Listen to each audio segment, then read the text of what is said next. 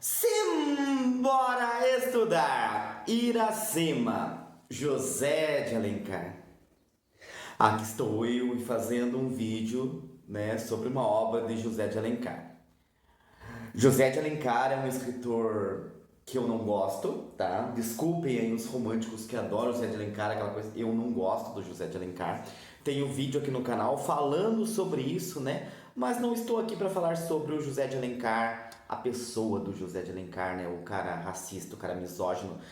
Estou para falar sobre a obra que eu também não gosto tanto, tá, gente? Eu gosto da forma como José de Alencar, reconheço, né? Escreve bem, mas os enredos algo que eu não gosto muito. Talvez os romances que eu mais gosto de José de Alencar sejam Lucília e Senhora, mas da obra inclusive tem livros sofríveis, né, do José de Alencar, como o Gaúcho, que você não consegue passar ali da quinta ou sexta página, um livro horroroso, realmente. Mas vamos lá a Iracema, porque eu estou aqui por causa do vestibular, então não vou deixar vocês na mão aqui, né, pulando uma obra do José de Alencar. Acho que é a primeira obra do José de Alencar que eu falo aqui no canal. Iracema faz parte, né, de uma trilogia aí indianista do José de Alencar, então, né, é colocado lá, né, naquela primeira geração, a geração indianista, que nós temos, né, tem uma trilogia aí que é o Guarani, o Birajara e Iracema. O José de Alencar coloca, né, no próprio livro, ele coloca que Iracema significa lábios de mel, então, né, a Iracema, né, a Virgem dos Lábios de Mel. Mas, né, o significado de Iracema não é bem esse, né? Conforme, né, a língua tupi aí, não me recordo agora se acho que é do Nhengatu, né, que Iracema significa, na verdade, saída de abelhas, tá? Saída de abelhas, e não tem nada a ver com lábios de mel. Iracema, né, é um anagrama da palavra América, né? Se você trocar ali a ordem, né, de Iracema, ele vai ali virar a América. Personagens, né, do livro, tá? Então nós temos personagem principal a Iracema, né, que é a Virgem dos Lábios de Mel, né, que tem os cabelos mais negros que a asa da graúna, e realmente este livro ele traz muita prosa poética, tá? É uma linguagem muito poética, né? Uma linguagem utilizada aqui no livro. José de Alencar é muito bom realmente nisso, tá? Então você lê o livro como uma prosa poética realmente, assemelhando-se bastante, né, ao Gonçalves Dias, tá? Nesse quesito, só que Gonçalves Dias, claro, escrevia em verso, tá? Aqui escrito em prosa. Então nós temos a Iracema, né, que é uma índia tabajara, e ela é consagrada, né, a ser esposa, né, de uma entidade, né, de um deus. Então ela tem que se manter virgem, a Iracema. E além disso, né, ela é a guardadora do segredo da jurema. A jurema é uma planta, né, é uma planta que se faz uma bebida indígena, uma planta ali alucinógena, né. Então tem também toda essa questão aí. E o Martim, tá, que é o colonizador, tá? Então Iracema, América, né? Martim, uma relação com o nome lá de Marte, né? Guerreiro, né? Forte. Tá? Ele é um colonizador português, tá? E existiu, né, um Martim Soares Moreno, que foi o primeiro colonizador do Ceará. Então é a lenda do Ceará através desse Martim. E nós temos o pai da Iracema, que é o pajé dessa tribo Tabajara. Não sei se eu falei que a Iracema é da tribo Tabajara. Tá? Então o Araquém, o pai, né, um pajé, pai de Iracema. Tá? O Calbi, que é o irmão de Iracema, né, que é um grande guerreiro lá, Tabajara. Nós temos o chefe dos Tabajaras, que é o Irapuã. Irapuã, pessoal, Irapuã, Arapuã, Arapuá, são variantes, tá, de uma abelhinha, uma abelha brasileira, uma abelha sem ferrão, uma abelha preta, né, que nós temos aqui no Brasil, que fabrica mel, né? Claro que a abelha fabrica mel. Tem abelha que não fabrica mel? Não sei. Mas não é por isso que nós estamos aqui, então vamos lá. É uma abelha, então, né? É o Arapuã, lá, o chefe dos Tabajaras, né? E ele que é o principal inimigo do Martim, tá? Que é o principal aqui, é o fortão, né? Representando aqui os europeus. Ah, Nós temos o Andira, né, que é um velho guerreiro, que é irmão, né, é tio da Iracema, irmão do Araquém, tá? Poti, que é um guerreiro potiguara, né? Essas tribos Potiguara e Tabajara, elas entram em conflito, tá? E esse Poti significa camarão, tá? Poti, né, até Potiguara, né, Potiguar, comedor de camarão, né, o nome que é dado hoje a quem nasce lá no Rio Grande do Norte, tá? Então ele é um guerreiro potiguara e ele é um aliado de Martin, tá? De Martin. Os Tabajara, eu acabei de falar isso, né? Os Tabajara e os Potiguara são inimigos. Então o Martin ele é aliado do inimigo dos Tabajaras, que é o povo da Iracema. Tá? O Jacaúna, que é o chefe dos Potiguaras, tá? E, né? Que vem depois o Moacir, que é o filho da Iracema e do Martim, que vai nascer, né? E o Japi, que é o cachorro do Martim. E em certos momentos esse cachorro do Martim ele tem mais valor do que a própria Iracema. Tá? O cachorro tem mais valor do que a própria Iracema. Isso está no romance. E este é um livro que ele é narrado em terceira pessoa, tá? Tem 33 capítulos, se eu não me engano, e ele vai, né, relatar a história de amor entre a indígena Iracema e o português, né, o europeu Martim Soares Moreno. Então a presença do colonizador, né, no Martim, e a presença da colonizada aqui na Iracema. Esse livro foi escrito em 1865, então já depois de Lucila, já depois de Diva, mas ele retoma, né, essa questão dos indígenas. O Birajara vai retornar ainda depois, né, em 1874, já lá no final da vida, o José de Alencar escreve o Birajara e depois ele escreve o Sertanejo, que também é outro livro horrível. Pessoal, quando eu falo horrível, minha percepção, tá? O meu gosto, pode ser que tenha gente que adore. É difícil, mas pode ser que tenha gente que adore aí, né? essa parte a literatura do Alencar. Então o livro começa quando o Martin, né, nós temos lá Martin e, né, ele está retratando ali no começo o final da história, tá? Então nós já sabemos que Martin, né, Moacir e o cachorro, né, do Martin estão deixando as terras do Ceará. Tá? Então nós não ficamos sabendo exatamente, né, o motivo, mas a gente sabe que eles estão deixando ali, né, essas terras. Depois o Moacir vai retornar. Vou ler aqui um trecho para vocês perceberem, né, como é essa questão da comparação com a natureza e como é essa linguagem poética do romance. O favo do jati não era doce como seu sorriso, nem a baunilha recendia no bosque como seu hálito perfumado. Mais rápida que a corça selvagem, a morena virgem corria o sertão e as matas de Ipu, onde campeava sua guerreira tribo.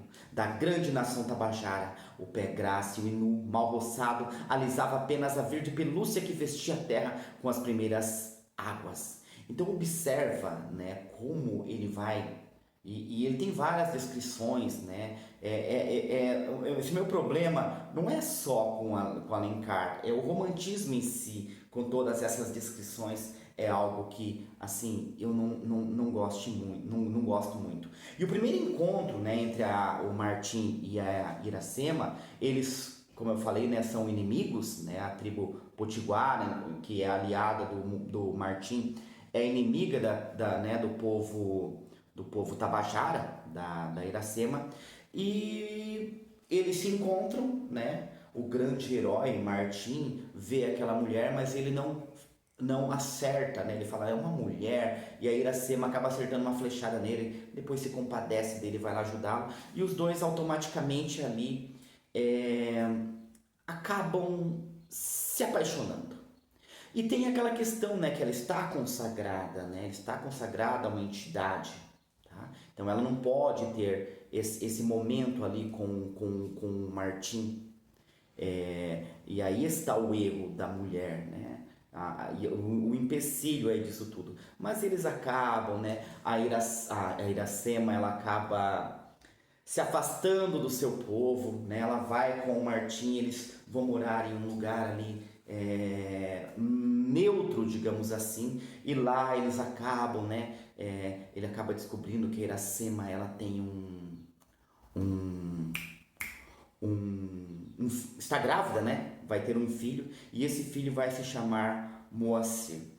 Ah, eu esqueci de falar uma coisa muito importante, né? Eles acabam fugindo lá da aldeia Tabajara, né? Porque a Iracema, ela se deita, né, com o Martim. Então, quando eles descobrirem, eles provavelmente vão matar os dois, né? Então eles acabam ali fugindo, né? E acaba havendo essa batalha entre as duas tribos e a Iracema está lá no meio. Então eles se refugiam lá numa praia deserta.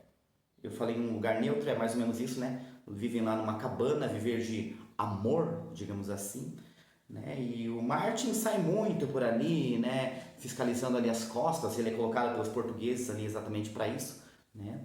E ele começa a sentir muita saudade da sua terra natal, muita saudade lá de Portugal, né? Isso vai entristecendo Iracema, que, né, tem a morte como uma libertação, uma libertação. Então é um sacrifício de Iracema, ela morrer para libertar o seu amado, para o seu amado voltar para Portugal.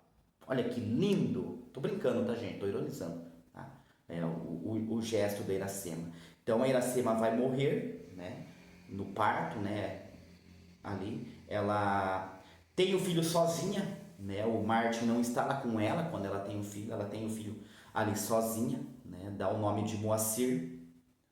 Moacir significa o nascido do seu sofrimento, tá? Então, o sofrimento dela, Iracema não é feliz. Iracema é apenas um instrumento ali, né, para essa miscigenação que vai acontecer, né, ali no Ceará, da fundação do Ceará. E depois do parto, né, o leite da Iracema seca, o Martin só chega a tempo, né, quando a Iracema já está com os filhos no colo, de pegar o bebê, né, e a Iracema falece, morre ali logo em seguida. Esse narrador, ele é onisciente, tá? Ele sabe, né, de tudo que acontece na obra. Muitos momentos ele parece, né, que chega a falar ali como se fosse em primeira pessoa, mas é um narrador realmente, né, em terceira pessoa. Como eu falei anteriormente, a natureza muito presente nessa obra, né? E para mim o que representa realmente essa obra, né, é a submissão indígena à cultura europeia. É isso, né? A América ali, né, Iracema, né, o anagrama de América, né, sendo ali submissa ao Martim, que é o europeu, né? Como eu disse, Marte, né? Marte é o deus da guerra, se eu não me engano, tá?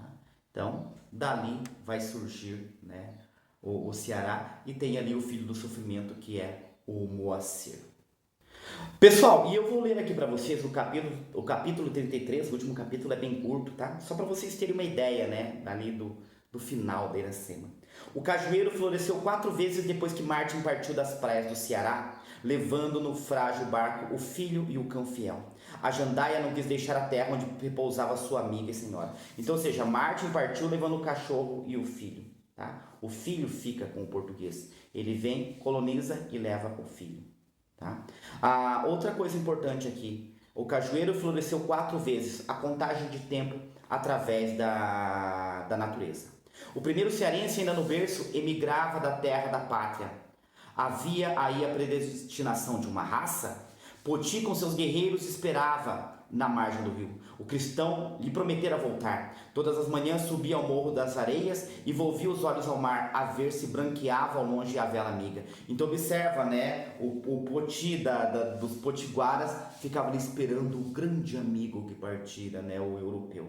Afinal, volta Martin de novo às terras que foram de sua felicidade e são agora de amarga saudade. Quando seu pé sentiu o calor das brancas areias, derramou-se por todo o seu ser um fogo ardente que lhe requeimou o coração. Era o fogo das recordações acesas. A chama só aplacou quando ele tocou a terra onde dormia sua esposa, porque nesse instante seu coração transudou, como o tronco do jataí nos ardentes calores, e refrescou sua perna de lágrimas abundantes. Muitos guerreiros de sua raça acompanharam o chefe branco para fundar com ele a maioria dos cristãos. Veio também um sacerdote de sua religião de negras vestes para plantar a cruz na terra selvagem. Por que eu resolvi ler esse trecho? Porque tem muita coisa aqui que resume e que você pode precisar no vestibular, tá? Por exemplo, ó, a presença, né? Eles estavam aqui anteriormente sem um sacerdote, a presença da religião, então, né? Tem que ter esse Deus e agora chega esse sacerdote. Agora sim a terra está abençoada. Agora pode, né? O povo pode continuar a viver aqui. Então ele volta ali com esse, né, com esse padre. Poti foi o primeiro que ajoelhou aos pés do sagrado lenho. Não sofria ele que nada mais o separasse do seu irmão branco. Por isso quis tivessem ambos um só Deus, como tinham um só coração. Observa aqui novamente a submissão, tá? O indígena aceitando o Deus do branco, né? Como se fosse um só, ou seja, ele fica ali esperando. Você pode demorar o tempo que for que eu te espero, meu irmão, tá? O irmão, o coração é do lado do indígena.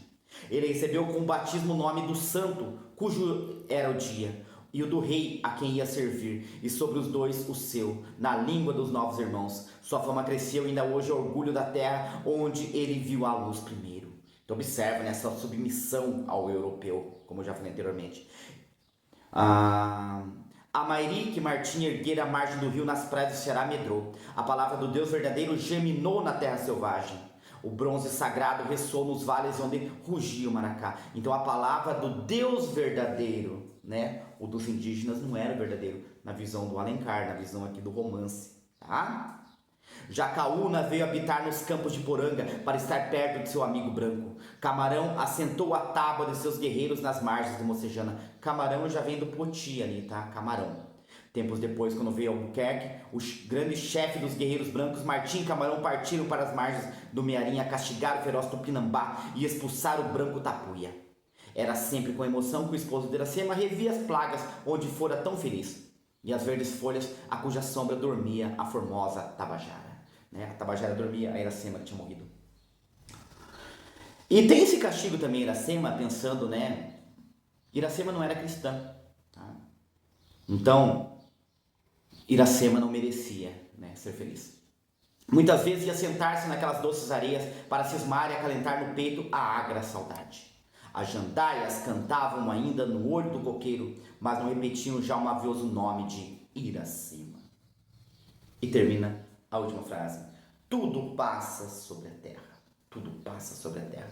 E assim termina esse romance, né, em que realmente, né, o tema principal é a submissão, né, do indígena ao europeu. Beleza, pessoal? Espero que tenham gostado. Eu não gostei de ter que ler esse livro. Por hoje é isso e simbora estudar.